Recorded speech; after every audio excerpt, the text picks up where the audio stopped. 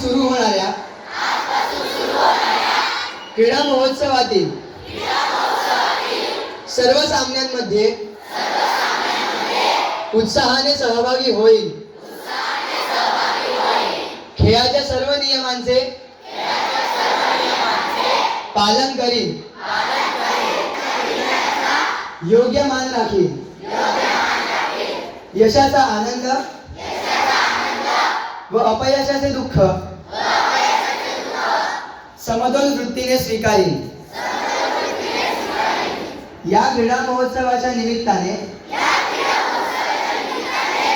शिस्त पालन, वक्तशीरपणा, बंधुभाव, समता, संघभावना आणि खेळाडू वृत्ती